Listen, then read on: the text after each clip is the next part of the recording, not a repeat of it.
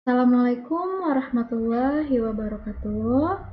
Nah, untuk pertemuan keempat mata kuliah Manajemen Risiko Sistem Informasi, kali ini saya akan bahas tentang etika dan ancaman.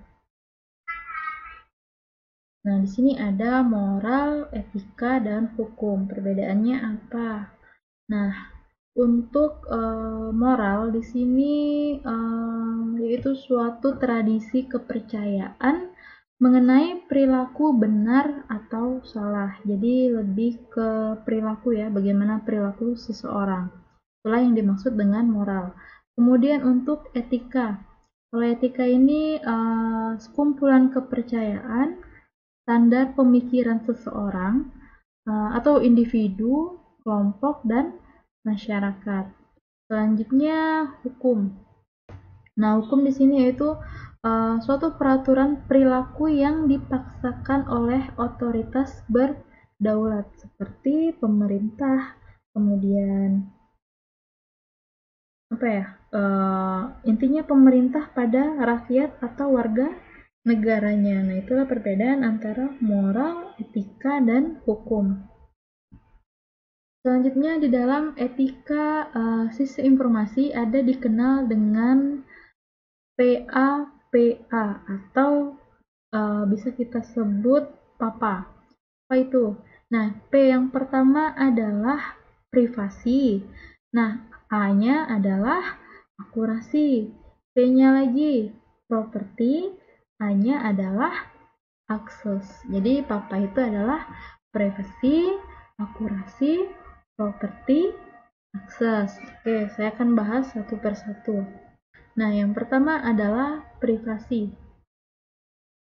Nah, jadi privasi ini merupakan hal yang menyangkut hak individu atau seseorang untuk mempertahankan informasi pribadinya tadi dari pengaksesan oleh orang lain yang tidak diberi izin untuk melakukannya.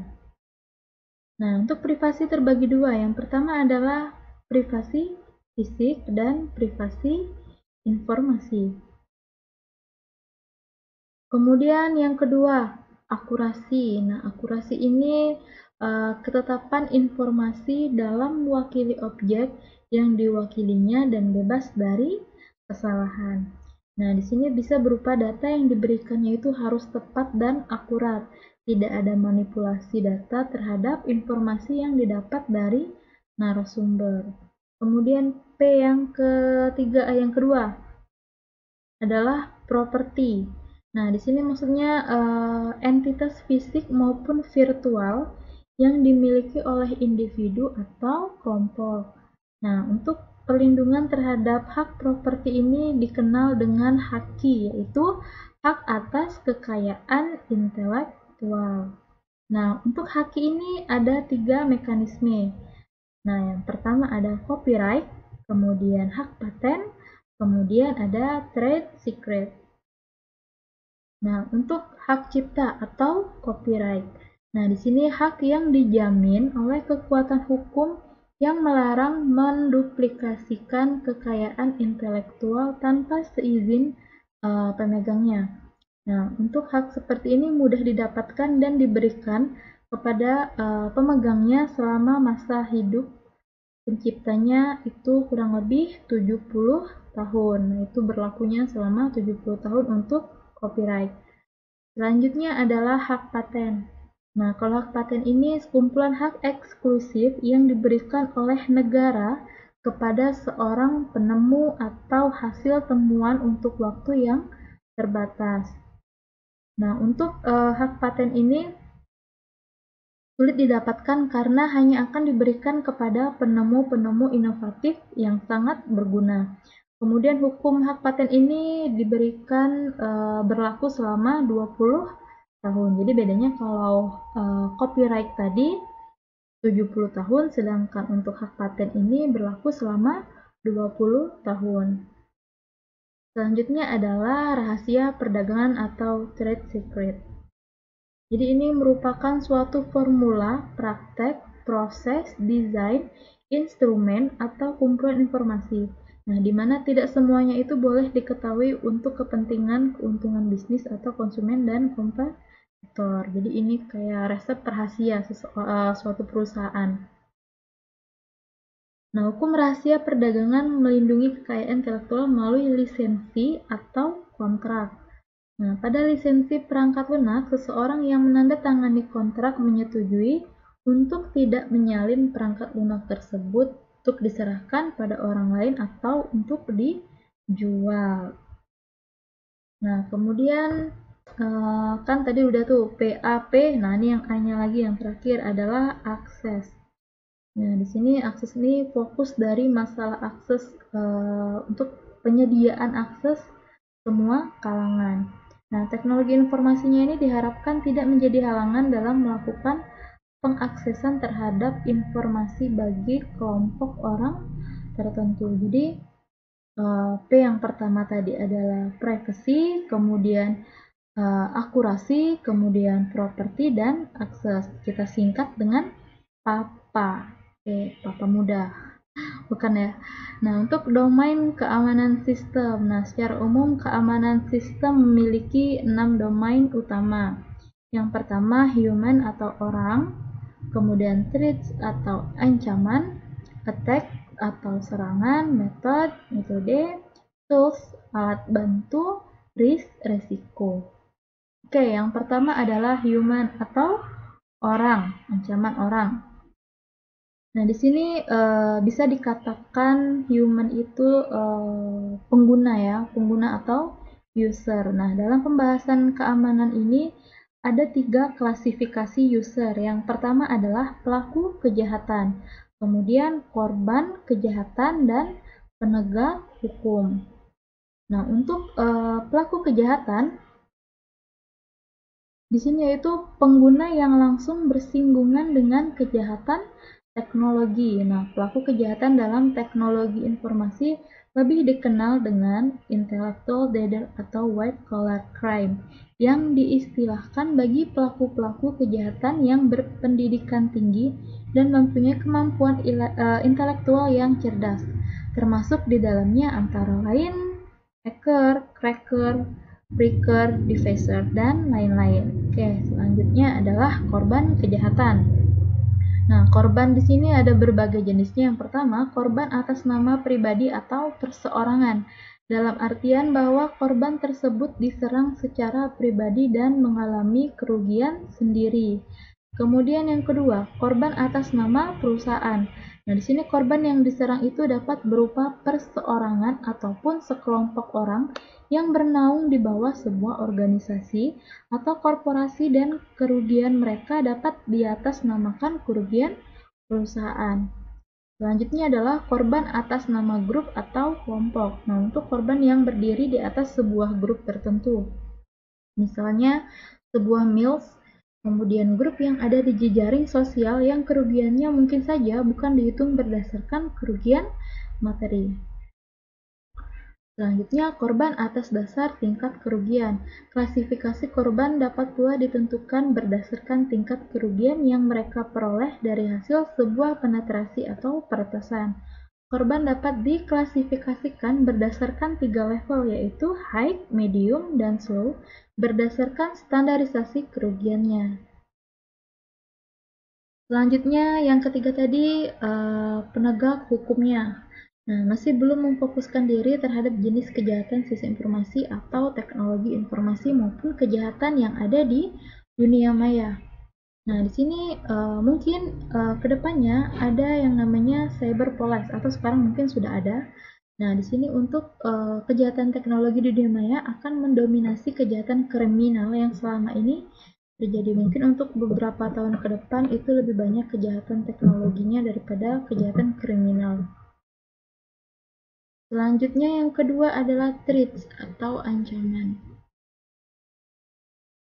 Nah, di sini ancaman adalah aksi yang terjadi baik dari dalam sistem maupun dari luar sistem yang dapat mengganggu keseimbangan sistem informasi. Nah, di sini ada 3 hal utamanya. Yang pertama adalah ancaman alam, ancaman manusia, dan ancaman lingkungan.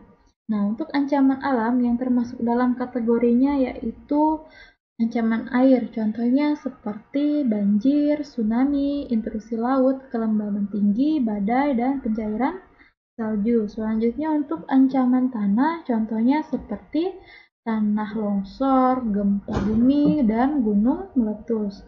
Selanjutnya ancaman alam lain, contohnya kebakaran hutan, petir, tornado, dan angin ribut. Ini termasuk ke dalam ancaman alam. Selanjutnya adalah ancaman manusia. Nah, di sini merupakan ancaman yang muncul dari sisi pengguna sistem atau user tadi. Salah satu ancaman manusia yang paling umum yaitu human error. Selanjutnya, user dapat dikatakan berpotensi sebagai ancaman apabila memiliki hal sebagai berikut. Yang pertama, kewenangan tinggi untuk login ke dalam sebuah sistem. Selanjutnya, memiliki hak akses, yaitu dia bisa menggunakan password. Kurang memiliki pengetahuan tentang sistem yang dihadapi, dan orang yang membangun sebuah sistem dapat pula menjadi ancaman bagi sistem tersebut. Kemudian untuk ancaman lingkungan. Nah, di sini yang dapat dikategorikan sebagai ancaman lingkungan. Yang pertama, penurunan tegangan listrik atau kenaikan tegangan listrik secara tiba-tiba jangka waktu yang cukup lama. Kemudian adalah polusi. Kemudian efek bahan kimia seperti semprotan obat pembunuh serangga, semprotan anti api, dan lain-lain. Kemudian kebocoran seperti AC, atap saat hujan. Selanjutnya, salah satu metode yang digunakan dalam klasifikasi ancaman adalah STRIPE method. STRIPE. S yang pertama adalah spoofing. Nah, spoofing ini menggunakan hak akses atau mengakses sistem dengan menggunakan identitas orang lain. Kemudian T itu tampering, tanpa mempunyai hak akses namun dapat mengubah data yang ada di dalam database. Kemudian R-nya itu adalah repudiation. Jadi membuat sebuah sistem atau database dengan sengaja salah atau sengaja menyisipkan bugs atau menyertakan virus tertentu di dalam aplikasi sehingga dapat digunakan untuk mengakses sistem pada suatu saat. Selanjutnya itu information disclosure, yaitu membuka atau membaca sebuah informasi tanpa memiliki hak akses atau membaca sesuatu tanpa mempunyai hak otoritas. Kemudian denial of service. Jadi membuat sebuah sistem tidak bekerja atau tidak dapat digunakan orang lain. E-nya itu elevation of privilege, menyalahgunakan wewenang yang dimiliki untuk mengakses sebuah sistem untuk kepentingan pribadi. Kemudian ancaman yang ketiga adalah attack, yaitu serangan. Nah, di sini serangan ini dapat diartikan sebagai tindakan yang dilakukan dengan menggunakan metode dan teknik tertentu dengan berbagai tools yang diperlukan sesuai dengan kebutuhan yang disesuaikan dengan objek serangan tertentu menggunakan serangan terarah maupun acak. Nah, untuk serangan terhadap suatu sistem lazim disebut penetration atau intrusion, sedangkan pihak yang melakukannya itu disebut dengan penetrator atau intruder. Nah, di sini contohnya yaitu denial of service tadi. Teknik ini dilakukan dengan cara membuat permintaan yang sangat banyak terhadap suatu situs sehingga sistem menjadi macet, dan kemudian dengan mencari kelemahan sistem, pelaku melakukan serangan terhadap sistem. Kemudian sniper. Teknik ini dilakukan dengan membuat program yang dapat melacak paket data seseorang ketika paket tersebut melintasi internet, menangkap password dan isinya. Logic bomb dan time bomb. Program yang beraksi karena dipicu oleh suatu kejadian atau setelah selang waktu tertentu. Kemudian Trojan horse. Program yang dirancang agar dapat digunakan untuk menyusup ke dalam sistem. Selanjutnya virus. Nah, ini penggalan kode yang dapat menggandakan dirinya sendiri dengan cara menyalin kode dan menempelkan ke file program yang dieksekusi. Kemudian salinan virus ini akan dieksekusi. Salinan virus ini akan aktif ketika program yang terinfeksi itu dijalankan. Kemudian worm. Program yang dapat menggandakan dirinya sendiri dan menulari komputer-komputer dalam jaringan. Selanjutnya adalah metode.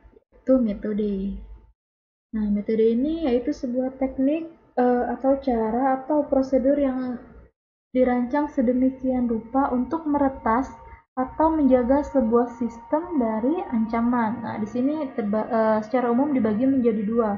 Yang pertama adalah offensive method dan defensive method. Offensive method. Nah, ini dapat disebut sebagai cara atau prosedur tertentu yang sengaja didesain untuk digunakan dalam melakukan peretasan terhadap sebuah sistem. Kalau defensive ini serangkaian cara atau prosedur yang digunakan dalam melakukan pertahanan dari serangan terhadap sistem, maupun cara atau prosedur yang digunakan dalam melakukan perbaiki dari pasca serangan. Defensive method terbagi lagi menjadi detection system. Nah, di sini sistem yang didesain untuk mendeteksi dan menangkal adanya intrusion ke dalam sistem. Contohnya antivirus, anti-malware, firewall. Kemudian recovery system. Nah, sistem yang didesain untuk melakukan prosedur perbaikan diri pasca serangan. Contohnya file recovery. Nah, kelima adalah tools, itu alat bantu. Nah, di sini bisa berupa perangkat lunak maupun perangkat keras yang digunakan sebagai alat bantu dalam melakukan atau menangkal serangan tadi.